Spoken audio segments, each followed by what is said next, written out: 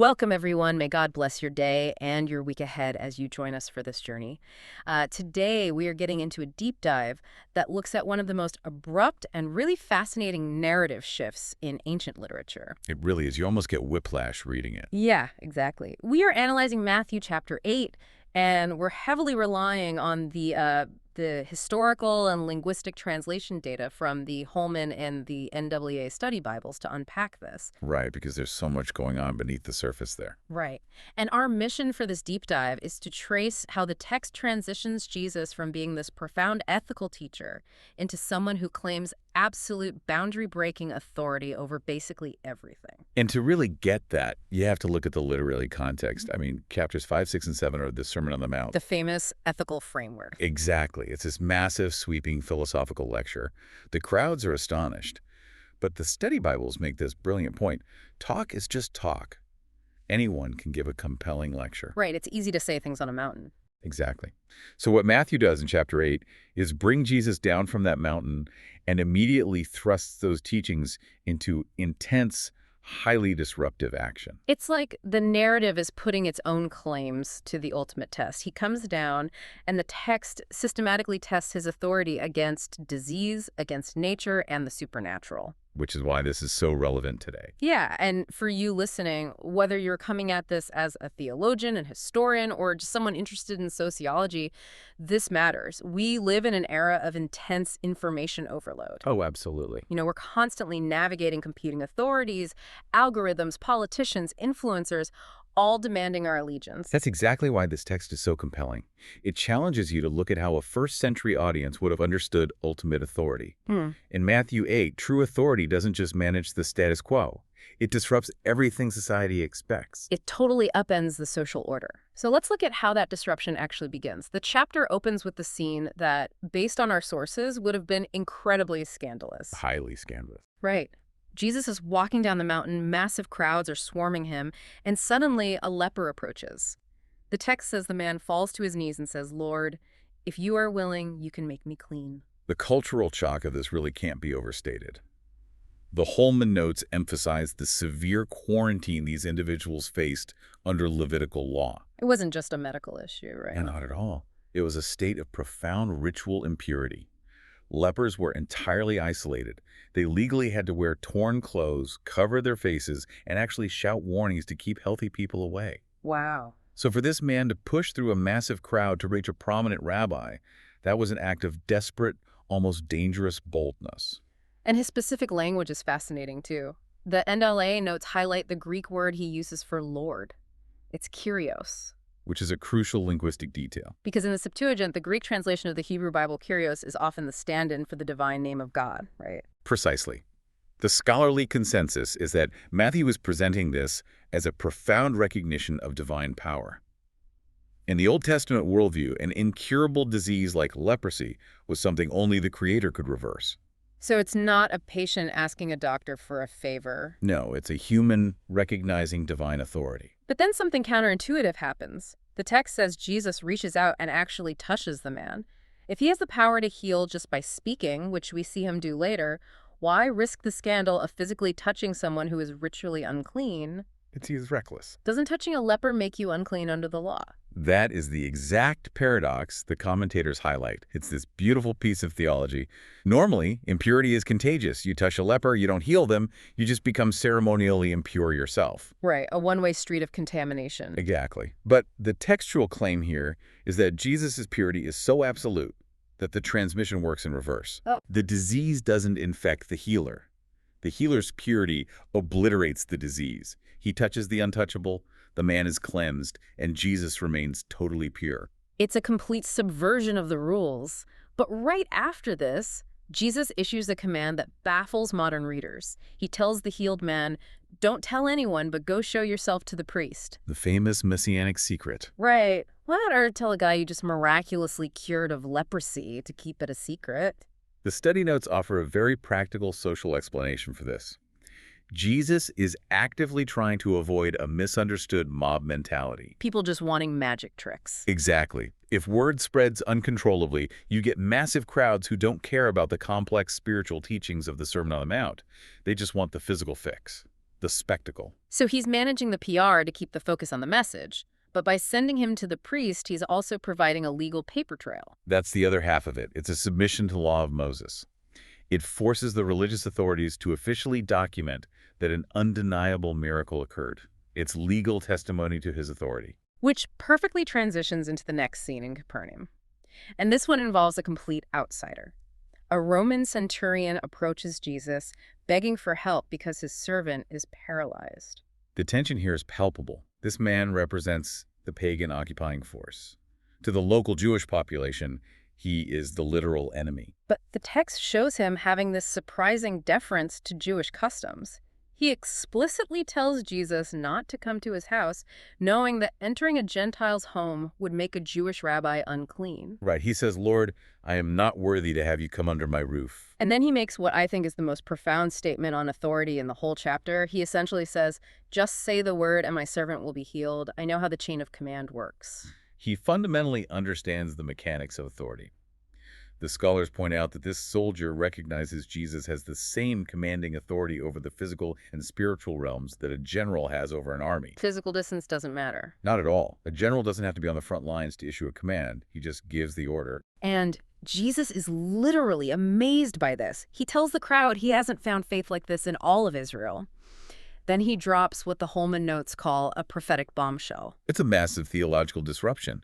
Jesus claims that many will come from the east and the west, meaning Gentiles like this centurion, and sit at the heavenly banquet with Abraham, Isaac, and Jacob. While the sons of the kingdom are cast out. Right. Those who relied solely on their heritage but rejected his authority will be cast into outer darkness, which the text describes with weeping and gnashing of teeth. The sources clarify that metaphor denotes the profound anguish of being excluded.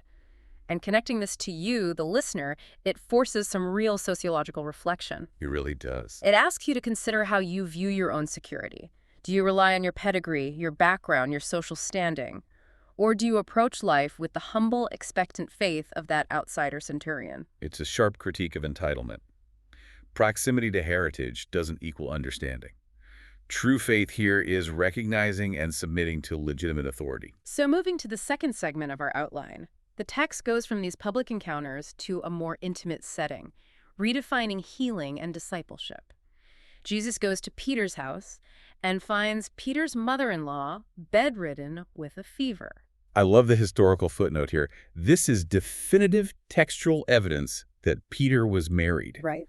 The commentators note that the Apostle Paul actually used this widely known fact later on to defend the right of church leaders to take their wives on missionary journeys. Those little historical anchors are great. So Jesus touches her hand, the fever leaves, and the text says she immediately gets up and begins to serve them. The word immediately is key. Medically speaking, it's very significant. If you've ever had a severe fever break, you don't just jump up and host a dinner party. You're exhausted. You're totally drained. Exactly. So the fact that she immediately serves, the Greek root, relates to ministry and service, shows this wasn't just the fever breaking. It was an instant total restoration of strength. Well, word spreads fast, because by evening, the house is swarming. People are bringing masses of demon-possessed and sick people. And I was reading the historical notes on how other exorcists operated back then. It sounds like a bizarre wrestling match. That's a great description.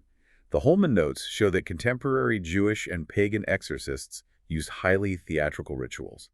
Pungent odors, complex incantations. Didn't they use nose rings or something? Yes. There are historical accounts of exorcists putting a ring in the nose of the afflicted person to literally try to hook and drag the spirit out. That is almost comical compared to Matthew's account. Jesus simply uses a word, no props, no rituals, just a verbal command. Which perfectly aligns with the theme of ultimate authority. The NAA notes point out a critical connection here. Matthew quotes Isaiah 53:4. He took up our infirmities and bore our diseases. And the Greek translation data is really interesting. The word used for fulfilling that prophecy is plerou. Right. Plero means to fill to the brim, or to fully realize. The commentators argue Matthew is making a deep theological point. Jesus isn't just a traveling doctor. Every physical healing points to a cosmic spiritual mission. It's a preview of the ultimate atonement. Exactly, bearing away the sins of the world. So the narrative establishes this supreme authority, and naturally, people want to join up. But we get two jarring interactions with volunteers. First, a scribe says, "Teacher, I will follow you wherever you go." Sounds like the perfect recruit. Do you think so? But Jesus replies, "Foxes have holes and birds of the air have nests, but the Son of Man has nowhere to lay his head." The commentators draw a lot of attention to that title, Son of Man. It's not just saying I'm human. It refers to the apocalyptic vision in Daniel chapter 7, a cosmic, heavenly ruler given eternal dominion. So the irony is staggering. Completely. He claims the title of cosmic king, yet says he doesn't even have a bed.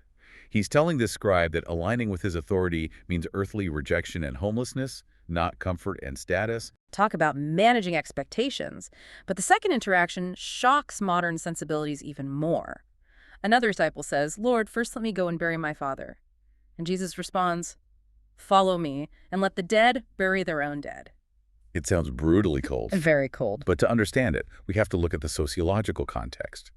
In first-century Judaism, burying your parents was a supreme sacred mandate. It superseded almost all other religious duties. And this wasn't just a weekend funeral, according to the notes. Not at all. It was a year-long process. The initial burial placed the body in a tomb. Then the family waited a full year for the flesh to decompose, and the son would return to gather the bones into an ossuary, a stone box. So when he asks to first go and bury my father, he's asking for a year-long delay. Likely, yes. So Jesus saying, "Let the dead bury their own dead," isn't a lack of empathy. The scholar suggests he's making a radical claim about his own authority. He's demanding that loyalty to his movement must absolutely supersede even the most sacred family obligations. The spiritually dead can handle the literal burying. If you recognize his authority, your priority is immediate. It is a total disruption of societal norms. And that disruption accelerates in our final segment, where this authority collides with chaos itself. They get into a boat to cross the Sea of Galilee. Jesus falls asleep, and a massive storm hits. And the linguistic notes highlight a very specific word Matthew uses here. The Greek word is seismos. Which is where we get seismograph. It literally translates to an earthquake. Exactly. It wasn't just a bad rainstorm. It was a violent tectonic upheaval of the water. The boat is swamping. It's life-threatening. And Jesus is fast asleep. The disciples are terrified, which is completely rational. They wake him up shouting, "Save us, we're perishing!" But Jesus' reaction is so fascinating. He rebukes the disciples before he addresses the storm. He asks, "Why are you afraid, you of little faith?" The Greek term there is oligopistos. It's nuanced. It doesn't mean zero faith. They had enough faith to wake him up. The scholars explain their faith was defective or deficient. It was defective because they genuinely believed the storm was a legitimate threat to the existence of the Son of God. They didn't fully comprehend who was in the boat. So Jesus stands up, verbally rebukes the winds and the water like an officer issuing an order, and instantly there is a dead calm. And the psychological reaction is telling. They're more terrified of the supernatural calm than the deadly storm. They ask, what kind of man is this? The commentators note that in the Hebrew Bible, only God commands the chaotic seas. The narrative is explicitly revealing him as the creator asserting dominance over creation. Exactly. Which sets up the final, perhaps most jarring encounter. They arrive in the Gadarenes' Gentile territory.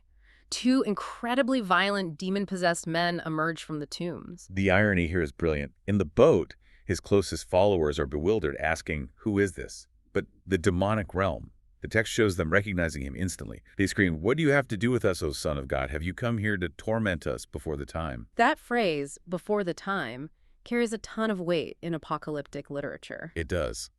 The study Bibles explain this, shows that demons recognize Jesus not just as an exorcist, but as the ultimate eschatological judge. They believe there's a divinely appointed time for their final destruction, and they're terrified the judge has arrived early. So they beg to be sent into a massive herd of pigs. Jesus just says, "Go." The pigs stampede off a cliff into the sea and drown. To a Jewish audience, pigs were the ultimate symbol of ritual impurity. But what's the significance of them rushing into the sea? The Holman notes offer a fascinating synthesis. They suggest this prefigures the ultimate defeat of evil. The demons drive the impure pigs into the chaotic waters, the same waters Jesus just proved he commands. It's a visual preview of Satan's ultimate destiny in the lake of fire. But the community's reaction is where it turns tragic. The herdsmen report everything. The townspeople come out, see these formerly violent men completely healed and in their right minds. You'd expect a celebration. You really would. But the text states the entire town begs Jesus to leave. They literally ask the cure to depart. And the scholars argue this is entirely about economics. Absolutely. Herds of pigs were a massive agricultural commodity there. They just witnessed devastating economic loss.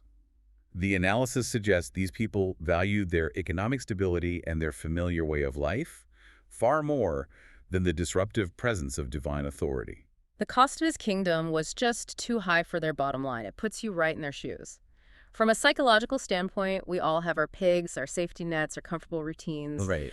The narrative forces you to ask how you react when ultimate truth threatens to dismantle the comfortable chaos you're used to. Do you welcome the disruption, or do you ask the truth to leave because the familiar disease is easier to manage? It's a profound sociological question that resonates way beyond the first century. And that brings us to the synthesis of our deep dive into Matthew chapter 8. Looking at the evidence and the scholarly analysis, this isn't just a random collection of miracle stories. Far from it. It's a highly structured, progressive literary argument for his unmatched authority.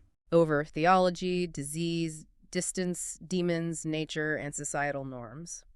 The text claims everything must bow to him. But I want to leave you with a final provocative thought. Let's hear it.